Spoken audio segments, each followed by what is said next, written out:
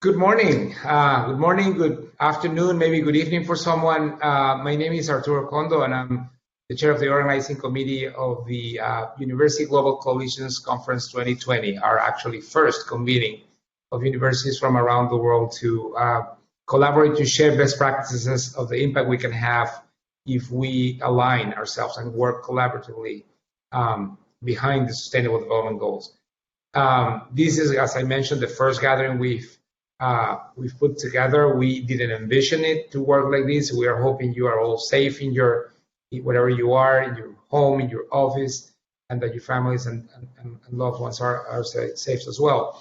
The importance of this, gathering is really to start working together in what has been called the decade of action behind the Sustainable Development Goals, and this is just a starting point for this. So this time is going to be virtual. We look forward for the following, convenings. At one point, they will be, of course, in person. So it is now my pleasure and my privilege to introduce to you my dear friend and our leader, President Ángel Cabrera from Georgia Tech, is the chair of the steering committee of the University Global Coalition that was launched last year during General Assembly Week. Ángel, welcome, and take it up. Thank you, Arturo, and thanks to all of our partners who have helped build this very important coalition. It all started about a year and a half ago when a group of university leaders representing virtually every continent got together, hosted by the Rockefeller Foundation in the Paradise Center of Bellagio, and out of that came this idea that number one, the universities are essential pieces of this puzzle to try to deliver on the Sustainable Development Goals that really we just cannot even begin to try to tackle these challenges without the unique resources that universities bring in terms of education and research. And second, that to do what we need to do, that we need to collaborate, that we need to work together, that we need to share best practices, and that we need to somehow lock arms, given that the Sustainable Development Goals, even though they manifest themselves at the local level, but they are indeed global in nature. So out of that work, we produce a declaration, the University Global Compact, which is a set of principles that really underlies our commitment, our shared commitment. And those commitments are increasing students' understanding of the most pressing challenges facing the world today, as articulated by the Sustainable Development Goals. Developing the global competence and leadership skills the students need to effectively collaborate across cultural boundaries, not just across countries, but even within their own communities. Third, engage in actionable research, knowledge sharing, and innovation in collaboration with other local and international organizations. Fourth, engaging with private and public actors in leading, guiding, and supporting local, national, and global responses to the Sustainable Development Goals. Recognizing the impact that our own operations, our campuses, our business practices have on the areas that are relevant to the goals, and that we need to act as examples. And then also a commitment to communicating publicly our progress. In fact, one of the plenary that will follow will focus on that, on how to communicate publicly the progress that we're making. So these are our six founding principles that sort of bring us all together. Now, yesterday, a few of us participated in a different conference hosted by Brookings Institution and Rockefeller Foundation. This is a conference that they've been doing every year for 3 years in New York, right ahead of the General Assembly. Of course, in the current circumstances, it was done on through media like this. And it's an event called 17 Rooms, where participants really are distributed in smaller rooms, one for each of the 17 Sustainable Development Goals, and then there is like some cross communication and cross-fertilization, and it's a very, very action-oriented conference. And a couple of things were highlighted there that I think will help frame our conversations today. One was a reference to, in fact, are very well articulated by a Gates Foundation report that was issued earlier this month, the Goalkeepers Report for 2020. And the Goalkeepers report warned us that after decades of progress, first on the Millennium Development Goals and then on the Sustainable Development Goals, decades of, with some ups and downs, but overall pretty impressive progress in reducing poverty and improving health and education, that COVID had set us back significantly. To the point that the report says that in the last 25 weeks, we may have been set back 25 years.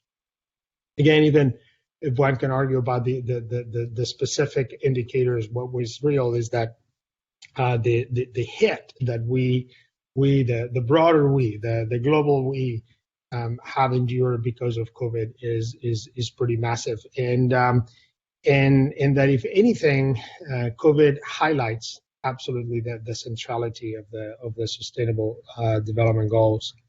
Something else that has happened this year, of course, is not new, but it has been highlighted this year, especially maybe triggered by some very unfortunate events in the United States, where we have seen a series of heartbreaking acts of violence against Black people that has sort of triggered a national and dare I say even global reflection about inequity and about racism, about social justice issues. Well, the confluence of COVID and social inequities has been very obvious. I'll just give you one example, although each of us can see these in our own settings. In my hometown of Madrid, Spain, where COVID cases have now been going up at a pretty bad rate over the last few weeks on sort of what's become a second pretty massive wave of cases. The city of Madrid, my hometown, has decided to apply another set of lockdown decisions in specific neighborhoods to keep the virus from spreading. Well, it was very obvious that all the districts that are now subject to these mobility restrictions happen to be low-income districts.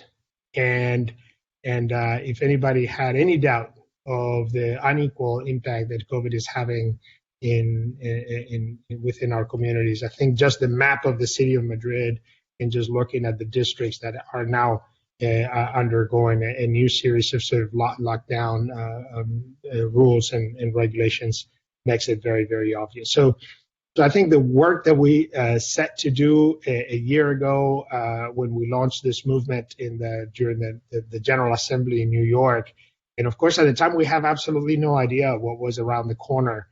And a year later, what we have seen is that the objectives that were so important back then are even more important right now. And it is comforting to see these universities step up. We need to start expanding the circle and bring other universities to join our movement, to share our commitment, to share best practice. I'll just close by maybe sharing a couple of other things that were brought up yesterday during the 17 Rooms. Again, this is the 17 Rooms conference organized by Rockefeller and Brookings. And Room 17, the partnerships, was dedicated to higher education and the role that higher education can and should play in this global quest to meet the Sustainable Development Goals. And a couple of things, we came in to the conference with some ideas and walked out with additional ideas. One of the ideas that we brought in were how can we collaborate using, now that all of our universities have become adept and open to online and distance education, how can we use that to create virtual classrooms, collaborative classrooms, collaborative learning experiences among our universities to help our students learn about the Sustainable Development Goals, learn about how those goals affect and are perceived in different parts of the world, and also to make up for the fact that our students can no longer travel and have global learning experiences, many of them. So that was one idea: get together, potentially even work on a shared introductory course to the Sustainable Development Goals. But then also, as I think Arturo will mention later, but to make sure that each of our universities may take the lead or the co-lead to say, okay, how can we use our expertise to help other universities in specific areas of the goals? The idea that I think was put on our agenda during the conference was that yes, the goals are global, and yes, global collaboration is essential, but each of our universities plays a very important role in our local community. I had a very interesting exchange. One of my old colleagues at George Mason University, Tom Lovejoy, who's a giant, he actually coined the term biodiversity. He's a giant in research in the Amazon, and I got to travel with him to his research camp in the middle of the Amazon, and it was a life-changing experience just to walk the forest with him and to learn from him. And I said, but we cannot take millions of students to have the life-changing experience in the Amazon. And he said, you don't have to. You have precious ecosystems right in your backyard that can serve the same goal, that can afford the same transformative experience. So there was a strong reminder that in addition to our global collaboration, that we make sure that we are the conveners of actors in our communities, that we bring leaders of change in our own communities, that we open up the opportunities for our students, service learning through engagement with the community, to be actors of change in our communities, and in exchange to really use that as an opportunity to really grow in their thinking. So anyway, we're going to see examples of all of this throughout the day. It's really an incredibly exciting program, and I just can't wait to see all the ideas and the energy that comes out of this meeting. So I'm delighted that this is happening. Grateful to Arturo for taking the lead and for chairing our first conference.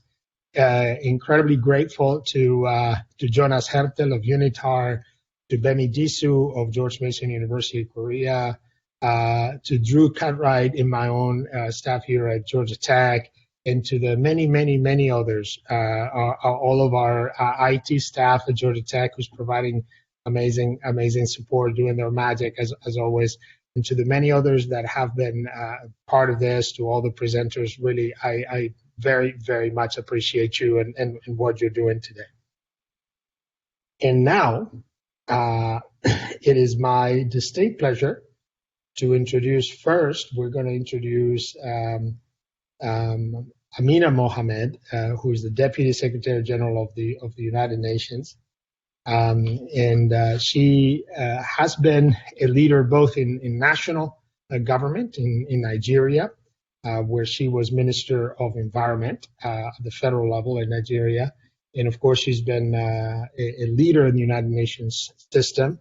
She played a key role in the very complex multilateral political process that led to the 2030 Agenda for Sustainable Development, which is the framework of the Sustainable Development Goals. But she spent a big part of her career building schools and clinics in Nigeria. So she's been an advocate, she's been an activist, she's been a government official, and she's, of course, now an amazing global leader. She has received a number of very prestigious honors and recognitions, all of them very well deserved, including some honorary doctorates. And I had the pleasure of giving her one when I was president of George Mason University, and she gave a presentation back then that still has us all thinking and inspired.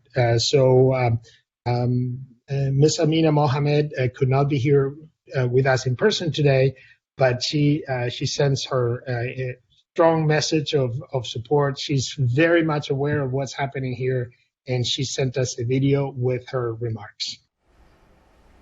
Dear members and friends of the University Global Coalition, ladies and gentlemen, it is my pleasure to join you today.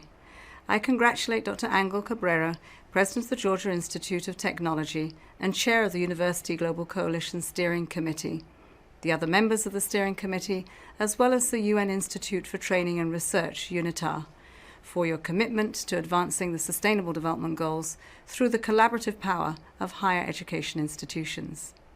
The pandemic has highlighted the urgency of achieving the goals, but at the same time has made that work even more challenging. Even before the start of the pandemic, we were witnessing slow progress in many areas. And that is why early this year we launched a decade of action to accelerate our work and get on track to deliver. Pandemic recovery is a chance to do precisely that. But we cannot harness this opportunity without adjusting the way we catalyze and develop new ideas and approaches. Universities have a unique and crucial role to play. Universities have long worked across borders, engaging students in different cultural, social, and economic realities. This is how they create new talent, train new generations of leaders, and share new knowledge in the world. And through a range of networks, they have been at the center of discussions and actions for implementing the SDGs. But for the decade of action, we need to expand the SDG movement. Universities should see this moment as a time to integrate their education and service missions more than ever.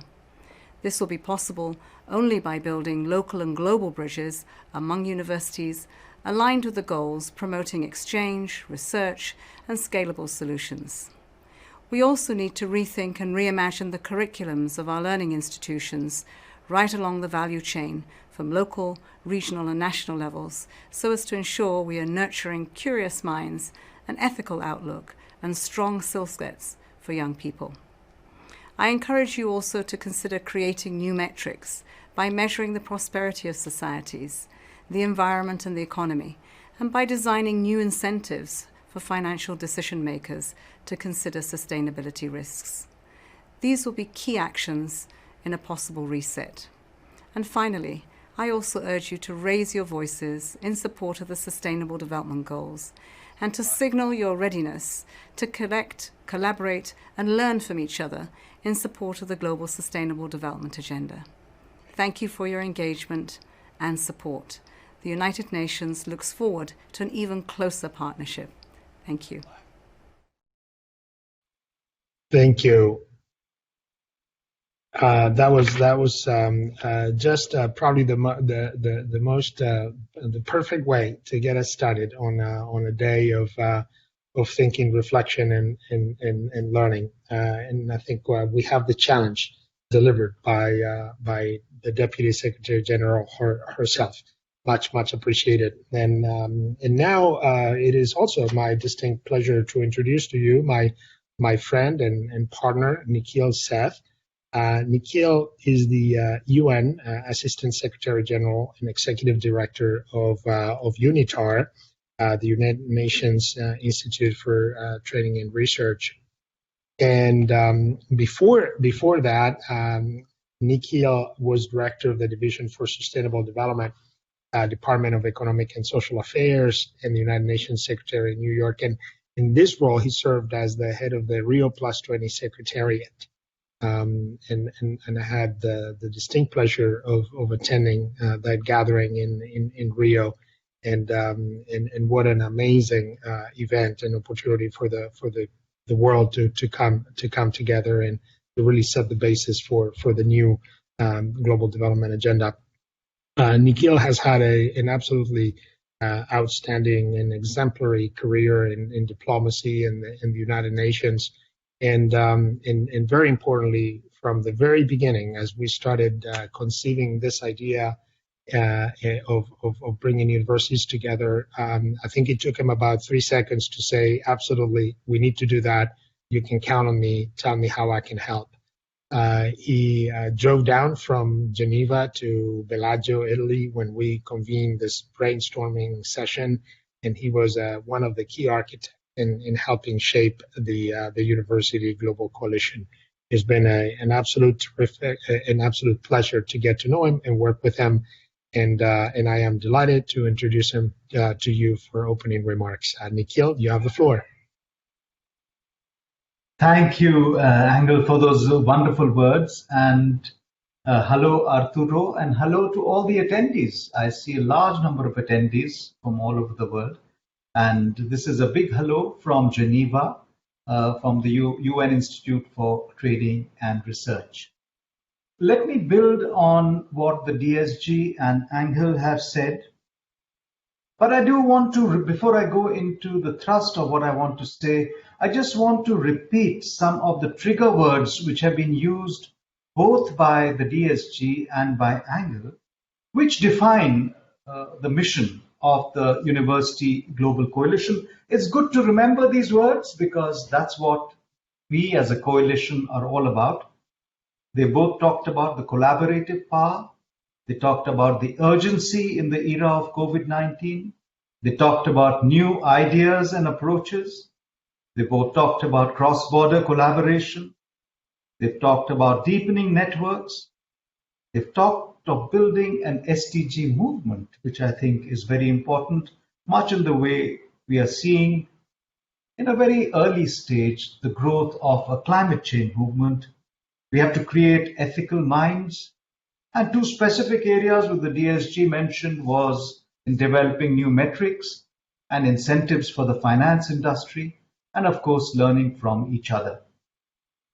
I wanted to talk a little about the most urgent needs of our world as I see them today in this existential crisis that we are facing.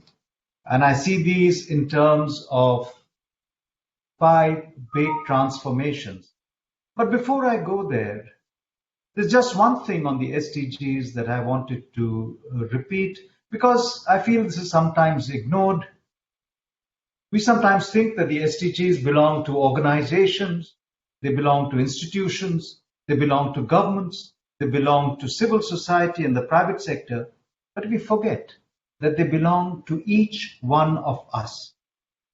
Everything we do, the individual choices we make, impacts on the achievement or otherwise of the SDGs. Internalizing this, the level of the individual, is a part of what we called in the SDGs good global citizenship. And since we are talking to academia, I thought I'd just go and make this point because ensuring quality education for all includes the call to instill in learners this sense of good global citizenship. Let me then switch to what I wanted to really talk about at a more granular level to this wonderful coalition of universities and the thematic priorities of education in all its dimensions, including in research. The issue of metrics for measuring prosperity and for looking at incentives for finance, the finance industry to invest and spend more sustainability has already been talked about. But if there's something we've learned from this terrible year 2020 is that there are 5 necessary transitions for our collective future. First is transformation almost in every country, rich or poor, all around the world, of their health systems with a focus on universal health coverage, which is publicly funded, especially directed to the most vulnerable. In some countries, there's a reform of insurance systems required. There's a need to find out how to publicly finance health.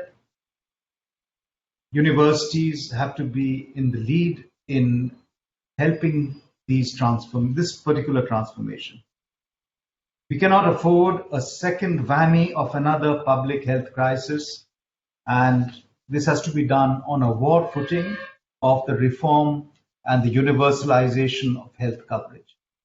The second transition we need is a complete transformation of energy systems with a focus on renewables, on efficiency, and access to all of modern energy systems. The research on cost-effective renewable solutions has to lead this charge.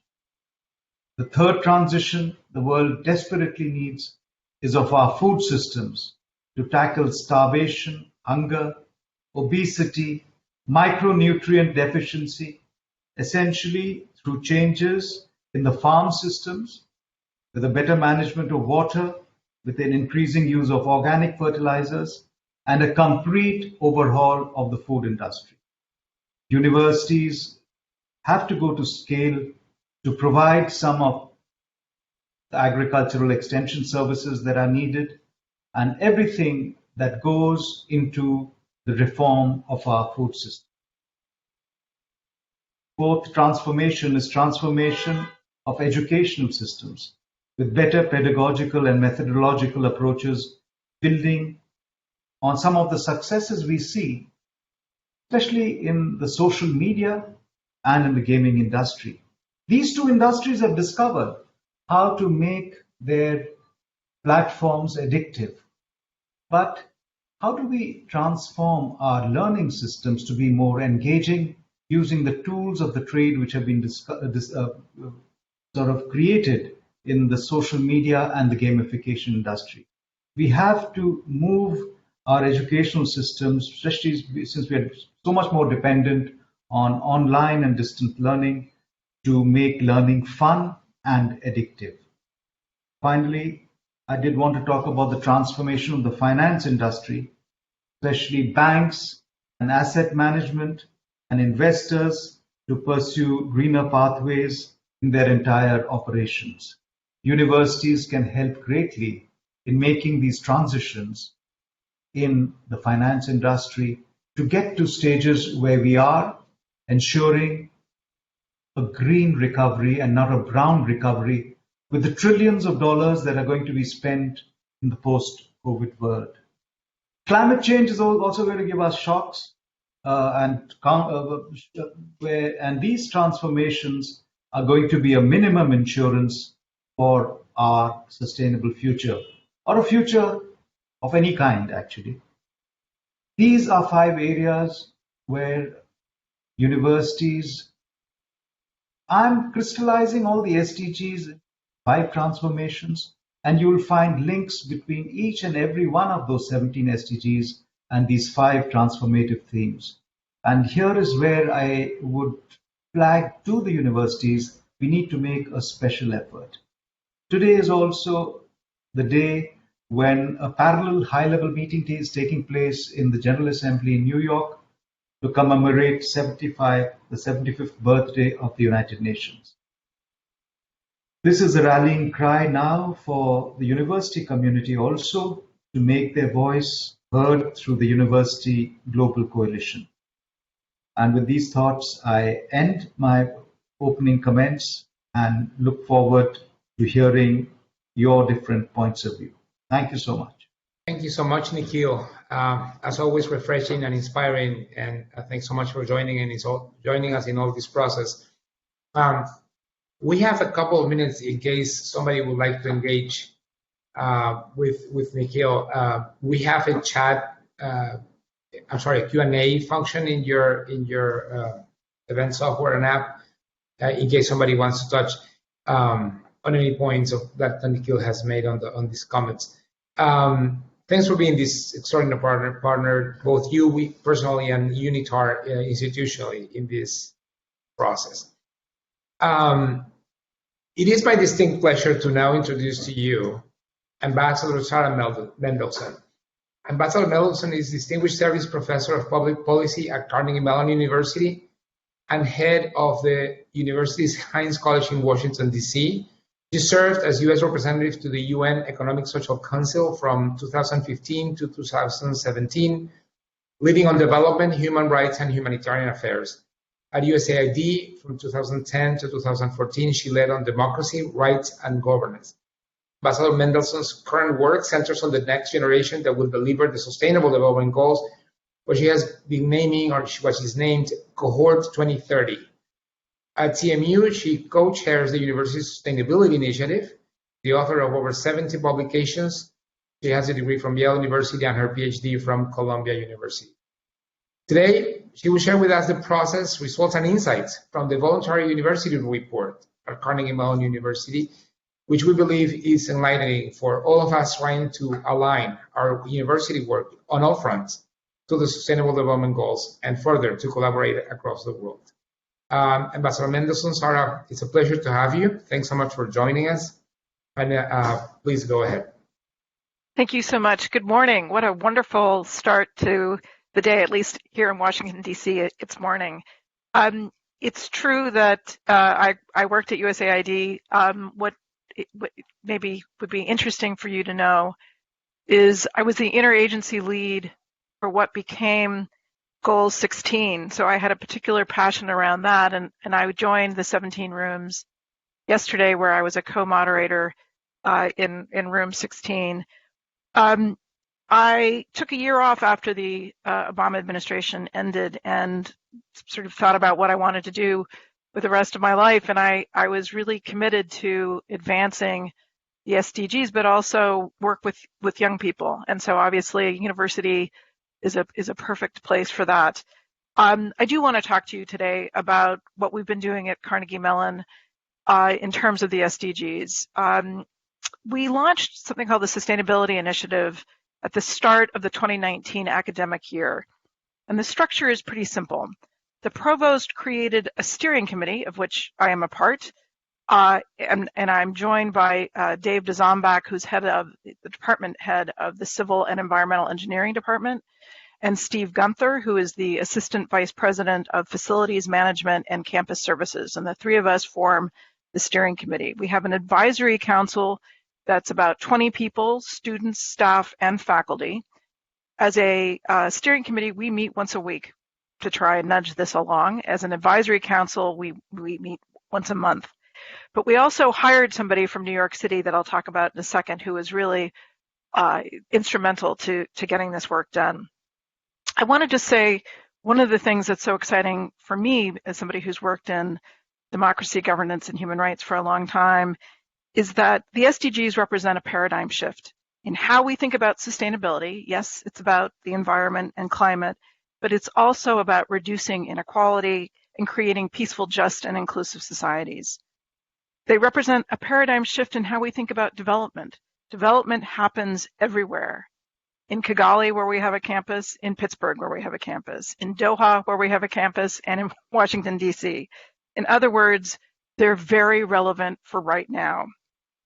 So on the margins of the 74th UN General Assembly, CMU at a Brookings Institution and UN Foundation gathering created something called a Spotlight on Pittsburgh Forum, where we essentially launched our commitment to the SDGs and made an announcement recognizing the role that universities play, the invaluable role to achieve the SDGs. And if we share nothing else today, it's that commitment that we as university leaders have a huge responsibility and an opportunity. So we announced 6 commitments, which are very much in line with the coalition's commitments. Number 1, educate our students about the SDGs. Number 2, help solve pressing problems. 3, work collaboratively. 4, advancement of the SDGs at CMU in our practices. 5, the voluntary university review, which I'll detail a bit in a second. And 6, build on the good work already done. It's not as if Carnegie Mellon came to the idea of sustainability suddenly. It was building on lots of work. So why a voluntary university review? Voluntary reviews are how the world communicates about the SDGs. Since 2016, countries have been reporting their progress through voluntary national reviews. Cities began reporting in 2018 through a process that my colleague Alexandra Hineker created while working in New York City that she termed the voluntary local review. And with the world's first voluntary university review, CMU is demonstrating the important role that universities play. In January, we hired Alexandra away from New York City to help us with the VUR. Now, this is very much a team effort. It included the 4 of us, but it also involved numerous students. So what is the VUR? It is really, this first one, this initial VUR, is a snapshot of education, research, and practice activities mapped to the global goals in order to determine the level of activity for each of the 17 goals through the lens of education, research, and practice. We do not claim to have a comprehensive inventory of all activities at CMU. We view our first VUR as the start of an ongoing process that will continue to develop. We conducted the analysis through a combination of desk research and engagement with the CMU community, but this is very much an iterative process that involves some level of subjectivity, especially since the goals were initially developed for countries, right? So we're adapting it to a different context. And while many activities relate to more than one goal, we chose in this initial VUR to assign a single goal to each activity in order not to skew the analysis. For the education, we really got into this as we went on lockdown. So the pandemic added some both urgency to the exercise, but complexity. So for this first VUR, we looked only at the spring 2020 course offerings. So we're looking at nearly 3,000 courses. For research, we tapped into a beta version software product called Dimensions that tagged research publications with the SDGs, but not all. We found that the Dimensions didn't capture all of our research. And the practice category included activities undertaken by the university, such as operations, community outreach, diversity, equity, and inclusion initiatives. We also conducted a 17 rooms exercise by Zoom. And as you heard, this was first pioneered by Brookings and Rockefeller. During the first 2 weeks of May, we conducted 17 one-hour Zooms. And it was a wonderful experience. Students, faculty, and staff all participated. And it really uncovered a lot of information that we couldn't have gotten otherwise, and showed sort of hidden connections.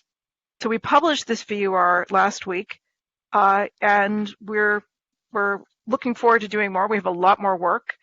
We found that we are doing something on all the goals, which is not surprising since CMU is a large place, although we have a couple SDGs where we're particularly focused on.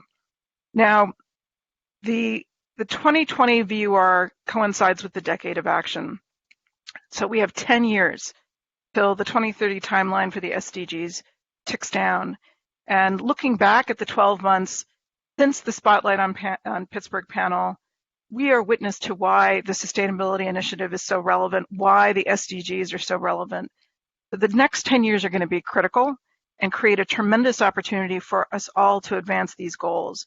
So I want you to think about what's the headline you'd like to see on December 31, 2030.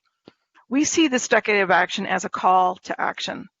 The SDGs are the global goals, and to make them real, they need to live locally. You know, this VUR is not our provost's VUR, just the way a voluntary national review is not a president's VNR, or a VLR, the local review, is not a mayor's VLR. But it's our opportunity through educating students about the SDGs, through our research on various aspects of the SDGs, and we need to understand what works and what doesn't, and through our lived practice, we can help create a more peaceful, prosperous, and equitable community. In closing, I want to just give you one sense of how I'm looking at this, and we discussed it a bit yesterday. We're interested at CMU and with colleagues in Pittsburgh, creating a community of practice that looks at how you teach and train human rights differently using the SDGs, with a lot more focus on socioeconomic aspects. We want to train the next generation of human rights and social justice experts, leaders, practitioners, and we're excited to do this. We look forward to collaborating, and I'm going to stop there and look forward to a discussion. Thank you. Thank you so much, Sarah.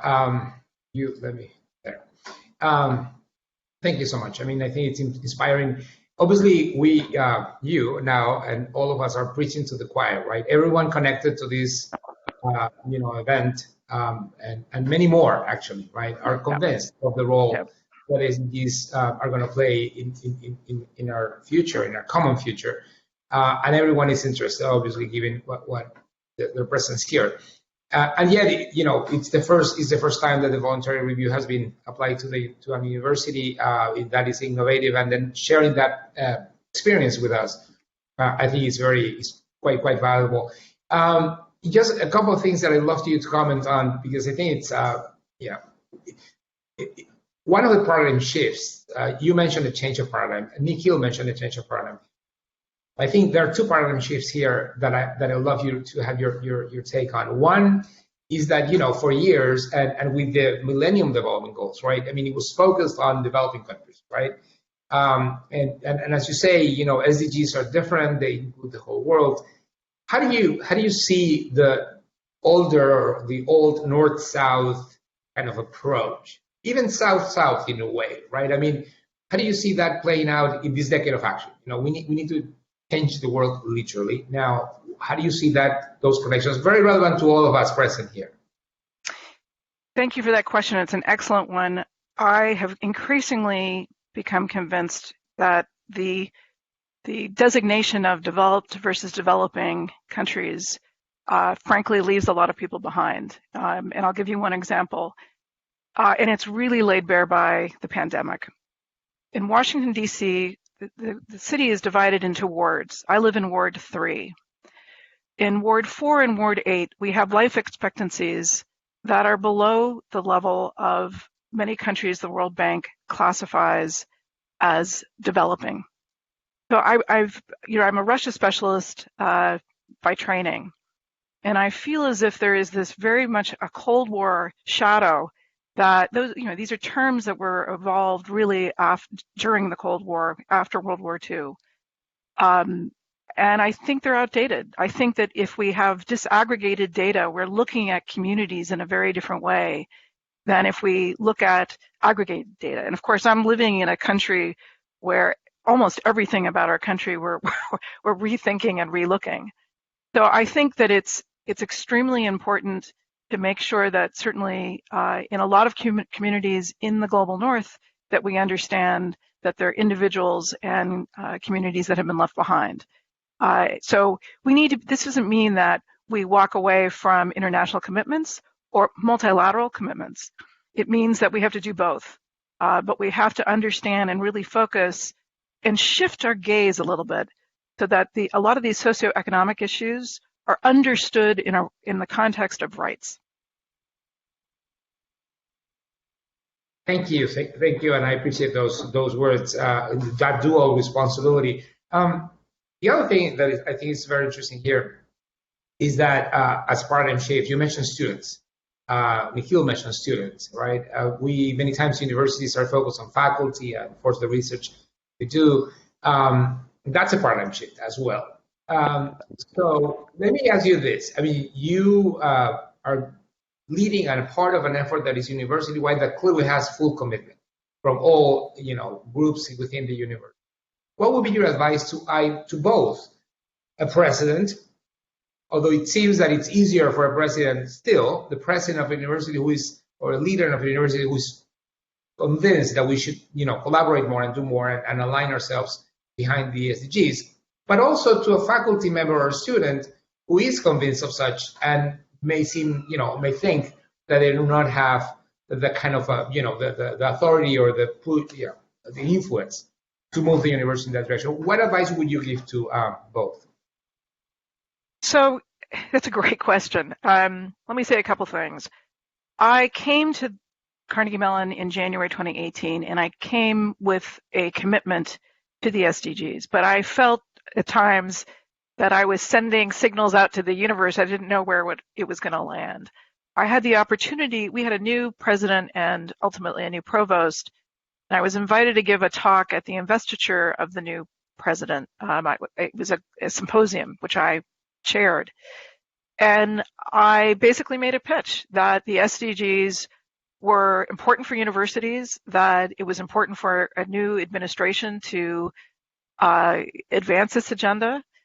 And the person who would become the provost was sitting in the audience, and it stuck with him. But it was months later that he came to me, and there were other people at the university. I mean, as I said, the university had fairly long exposure to sustainability, but in a more environmental context.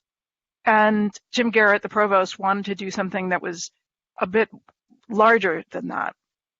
And so we I sort of shared with him how the world is communicating about the SDGs through these voluntary reviews. And that's essentially how we came to that decision. But I don't want to leave everyone with the impression that everyone at CMU has got SDG religion. I think there's still a lot of convincing, frankly, awareness. We started with a knowledge, attitude, and practice survey or questionnaire in February. We have a lot of work to do still in raising awareness among the students, the faculty, and the staff that, number one, the SDGs exist. Number two, they are relevant for right now. So this is still, we're 5 years into this movement. 5 years ago this week, the member states of the UN agreed to this agenda that had taken 3 years to form. Millions of people weighed in. So even making sure that people understand, people call it the UN SDGs, but it's really locally owned. It will only become real if you and I and others and our families and our neighbors embrace it and get on board with it. So we're still, we're a third of the way through, but we still have a lot of work to do in really building this SDG movement. So I think, really listening to students and understanding where students are coming from, this cohort 2030, as I call them. And you don't have to get everybody on board, but you need to have a couple champions. And, those champions will bring on other champions. The same thing with faculty. Everybody who works at a university knows there's no sort of saying to the faculty, okay, everybody, this is what we're doing. But, through this 17 rooms exercise, we actually found huge amounts of interest on the staff's, but a lot of interest. Faculty were already using the SDGs in some of the classrooms, which we didn't know. And so that was interesting. And I think we'll reconvene another 17 rooms. But we have, we're open and eager to learn and listen to how other universities are engaging their staff, faculty, and students on these issues. There's no one right way to do it. And, we'd love to see other universities undertake VURs and put in place systems that we can use and adapt.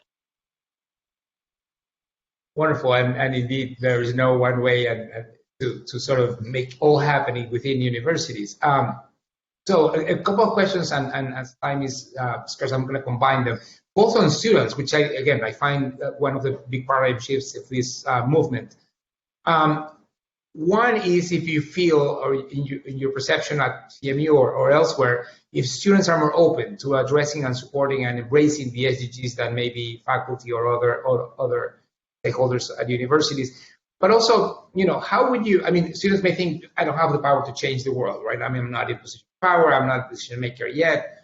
How can we universities close that gap and help them not only identify, as you say, step number one, know the goals, but help them see that they do have influence, that they can organize and make changes. Well, my impression of youth around the world is that there is a lot of agency in ways that other generations have not had them. In this country, they're young people taking to the streets on all sorts of issues, from climate to reducing gun violence. There's certain aspects of what appears to be this next generation that align well with the SDGs. They're much more interested in inclusivity. They're very conscious of the climate issue. So I think there are certain things that are baked into, this is not, for every generation or young generation around the world, but a lot of young people who are aligning, even if they don't know that the SDGs exist. But I think the thing that I've long wanted to have, and I don't have yet, students are busy. They're doing activities, they're taking classes, many are working outside to make ends meet. They need to have some way to quickly translate the SDGs to what I'd call a policy ask. What is it that you are passionate about? Where's your passion point? And what is it that you want to see, whether it's your mayor or your governor or your senator or your president or the UN or whoever, do? Is it about reducing violence? Is it about corruption? Is it about climate? We need policy advocacy toolkits that easily translate and ask for that student to engage. And so that, for me, is on my wish list. We have a long list of what next and where we want to get people engaged. But that would be, I could see a kind of competition between universities to create these policy advocacy toolkits in different languages, with different asks, and for the different goals. Wonderful. So we're coming to our time, and thank you so much, Sarah, for sharing your insights and your candor. There are more questions we are going to address. We're recording, and we're going to save these questions. We're going to try to address them. We have time, time to follow. We will convene again in 9 minutes now at 10 Eastern time into the different sessions. I want to say thanks after this opening plenary to a number of people. First, the organizing committee of this conference. There are a number of people who put a lot of time and effort in choosing the presentations, etc. Joanna Wolska from UC Davis, Raymond Disu from George Mason in Korea, Alejandro Gaviria from Universidad de los Andes, Catalina González and Felipe Castro also from Universidad de los Andes in Colombia, Sally Cruz Vilela from SUNY, part of the Bellagio gang. And most of all, I have to say to Drew Cartwright in Georgia Tech, who's been, the person who made all this happen. To all the people at Georgia Tech Professional Education, you will see how you will manage transitions in these different presentations. We'll be listening in, and they are, creating magic there. To Unitar and Nikhil in particular for their support, and Ángel, of course, for leading the way. Secretary General Mohammed, and Ambassador Mendelssohn, both extraordinary. And to all the presenters who are going to present, more than 40 people are going to present today, this morning, afternoon, evening. And so please join us. Tech-wise, the Eventbrite page that you sign into, keep it open in your browser so you can select from there to the panels and presentations you want to attend. If you close it, that's okay. You can log back in and find your way into the different sessions. So with that, thank you so much again, Ambassador Mendelsohn. Thank you so much, Nikhil. You've shared great insights, and to everyone who attended, thank you so much for being here. And please connect in a few minutes to the presentations you choose to attend. And have everyone a good day. It's a pleasure to be together.